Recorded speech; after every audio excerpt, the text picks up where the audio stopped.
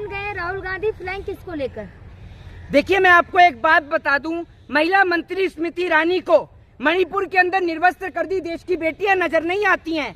महिला मंत्री स्मृति ईरानी को देश के अंदर बेटियों के साथ हो रहे बलात्कार, रेप जैसी घटनाएं नजर नहीं आती हैं। लेकिन स्मृति ईरानी को ये नजर आ जाता है कि राहुल गांधी क्या करते हैं, राहुल गांधी फ्लाइंग किस दे रहे हैं, क्या कर रहे हैं, क्या नहीं कर रहे हैं। राहुल गांधी की बहन प्रियंका गांधी नमाज पढ़ रही है, ये तक उनको नजर आ जाता है। स्मृति ईरानी सिर्फ एक ही काम करती है, झूठ बोलने का। जिस तरीके से स्मृति ईरानी ने पहले झूठ बोला कि प्रियंका गांधी नमाज पढ़ रही थी, उन्होंने उनको नमाज पढ़ते हुए देखा, कैसे देख लिया? आप उनकी पर्सनल सिक्योरिटी गार्ड हैं, आप उनकी पीएसओ लग रही हैं, क्या है आप? दूसरी बात ये, राहुल गांधी ने सदन के अंदर जो है वो इस तरीके का एक एक्सप्रेशन दिया क्योंकि सदन के अंदर शोर था, तो राहुल गांधी अपनी बात कहना चाहते थे, तो राहुल गांधी ने एक्सप्रेशन करते हुए ये कहा कि मैं कुछ बोलना चाहता हूँ। झूठ तो नहीं बोलेंगी ना जी? स्मृति ईरानी महिला बाल विकास मंत्री झूठ तो नहीं बोलेंगी? स्मृति ईरानी का काम ही झूठ बोलने का, वरना आप दिखा दीजिए प्रियंका गांधी ने कब नमाज पढ़ी। बताइए ना आप मुझे, कब पढ़ी? स्मृति ईरानी का काम ही झूठ बोलने का है। सांसद भी झूठ बोल रहे हैं, बाकी 20 महिला सांसद भी। देखिए, मैं आपको बता देता हूँ, पत्रकारों की कोई गलती नहीं है। जिस तरीके से स्मृति ईरानी खुलेआम दिन दहाड़े पत्रकारों को धमकाने का और डराने का काम करती हैं, इसीलिए पत्रकार उनके खिलाफ सवाल नहीं पूछता। तो इस बात में कोई दो राय नहीं है। मैंने देखा है कि उनके गृह राज्य के अंदर किस तरीके से स्मृति ईरानी पत्रकारों को धमकाने का और डराने का काम करती हैं। और मैं आपको बता दूं, जो आप बात कर रही हैं कि राहुल गांधी के फ्लैंक किसके, देश के प्रधानमंत्री अपनी सभा में किस तरीके का एक्सप्रेशन दिखा रहे हैं, पूरे देश ने देखा है, वो आपके सामने भी है।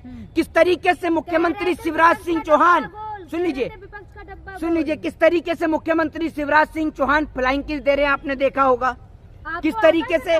जी, आपको आता है करना? बिल्कुल आता है, क्यों नहीं आता? कि एक बेटा अपनी माँ को दे सकता है, एक बेटा अपनी माँ को दे सकता है, एक भाई अपनी बहन को दे सकता है। राहुल गांधी सदन के अंदर, आप क्या समझ रही हैं, सदन में जब इतना बड़ा गंभीर मुद्दा चल रहा हो, जहां देश की बेटियों को निर्वस्त्र कर दिया हो, जहां राहुल गांधी सदन में लगातार मणिपुर को लेकर विपक्ष से सवाल पूछ रहा हो, जहां राहुल गांधी मणिपुर तक पहुंच गया हो, जहां प्रधानमंत्री मणिपुर जाने को तैयार नहीं, मणिपुर का मां बोलने को तैयार नहीं, तब विपक्ष का एक नेता ऐसे दौर में मणिपुर जाता है और सदन के अंदर, सुन लीजिए, सदन के अंदर मणिपुर को लेकर अपनी आवाज को उठाता है। तो आपको लगता है कि ऐसे में राहुल गांधी जब बेटियों की आवाज को उठा रहे हैं, महिलाओं की आवाज को उठा रहे हैं, उस वक्त पे क्या वो सदन में फ्लाइंग किस देंगे? ये बात तो खुद स्मृति ईरानी को बोलते हुए सदर शर्म भी आनी चाहिए कि वो सदन में किस तरीके के टॉपिक पे किस तरीके की बात कर रही हैं। असल में स्मृति ईरानी का उद्देश्य, चुप रहिए मैडम, मुझे पता है आपको बहुत तकलीफ हो रही है,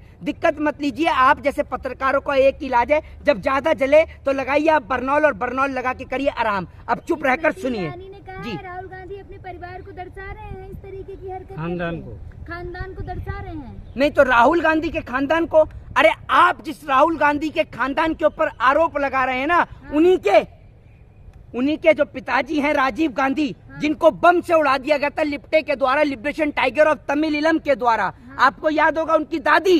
अरे आपने क्या किया? आपकी पार्टी का कौन सा नेता मरा, जरा ये तो बता दीजिए।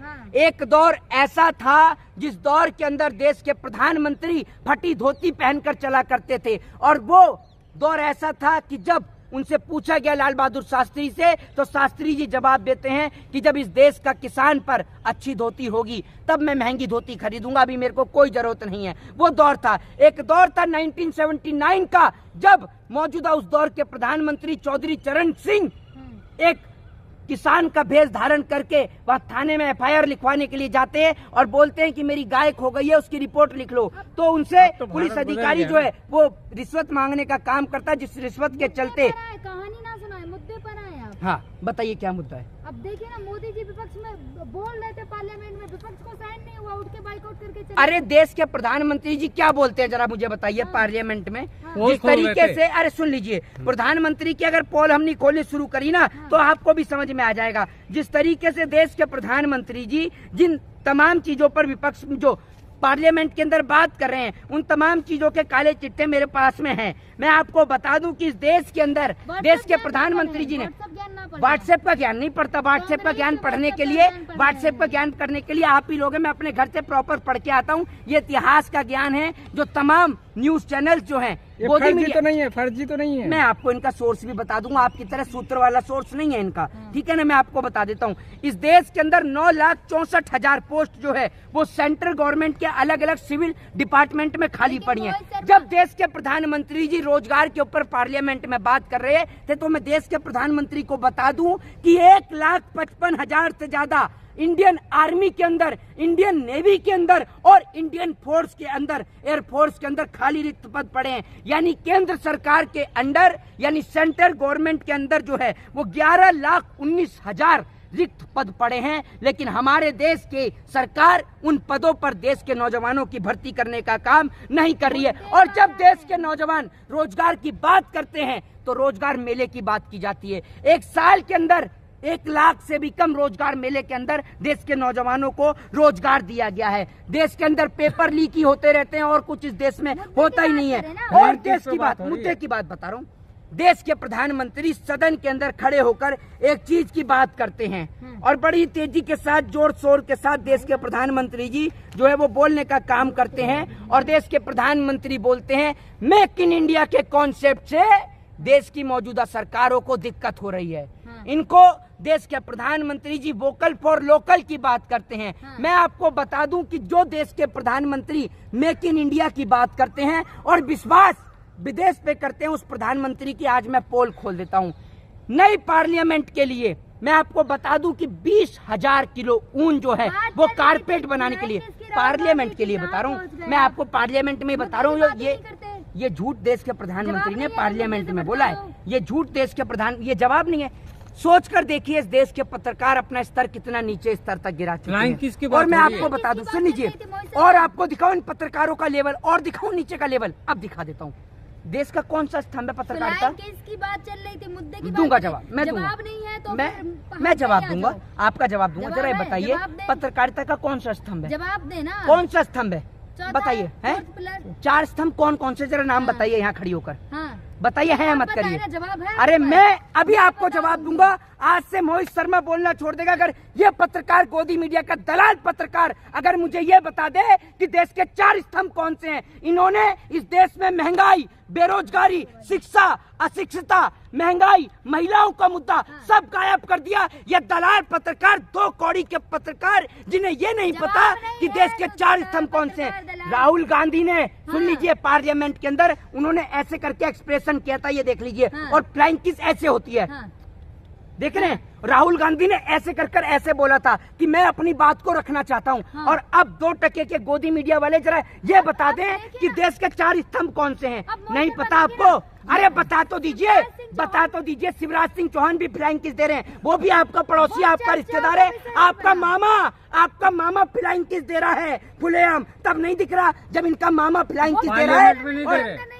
सुन तो लो, इनका मामा रैली में फ्लाइंग किस दे रहा है तो इन्हें दिक्कत नहीं है। इनका चाचा विधानसभा में पॉर्न वीडियो देख रहा है तो इन्हें दिक्कत नहीं है। इनके चाचा का लौंडा वो स्टेडियम में बैठ के एक्सप्रेशन दे रहा है तो इनको दिक्कत नहीं है। और इनका फुफेरा फूफा जिस तरीके से रैली के अंदर यूं करके कर रहा है तो इनको दिक्कत नहीं है। इनका पूरा गोदी मीडिया का परिवार यही काम कर रहा है। हाँ, एक गाना आपने सुना होगा, एक आपने गाना सुना होगा कि तेरी मम्मी, तेरे मामा, तेरी जामनगर वाली नानी, तो उसमें एक चीज ऐड कर दो, सबके सब चोर हैं, ये सबके सब चोर हैं।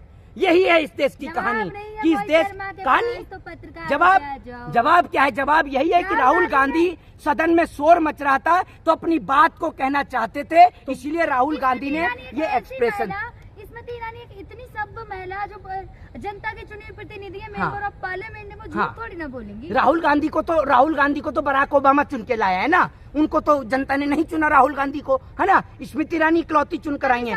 इतनी समझदार है स्मृति ईरानी, इतनी समझदार है कि एक का पति गायब कर दिया। बोलना ही नहीं चाहिए मुझे ये बात को। देश की महिला खुश है, देश की महिला स्मृति ईरानी से। अच्छा, देश की महिला खुश है? कैसे खुश है देश की महिला? मोहित शर्मा मुद्दे की बात करें, स्मृति ईरानी की बात चल रही थी तो वही करें। हाँ बताइए, स्मृति ईरानी की महिला जो जनता के चुने हुए प्रतिनिधि है, जनता उन्हें चुनकर लाई मेंबर ऑफ। और किसी महिला को जनता ने नहीं चुना। वहाँ हेमा मालिनी भी बैठी थी, वहाँ हेमा मालिनी भी बैठी थी। इन गोदी मीडिया को कोई बताए, हेमा मालिनी ने मना किया, लेकिन उन्होंने मना तो किया, पेपर में तो साइन तो किया ना। अरे साइन किया। अरे आपके सदन से ध्यान हटाने से कुछ नहीं होगा और आपके इस मुद्दे से कुछ होगा भी नहीं। जय हिंद, जय भारत।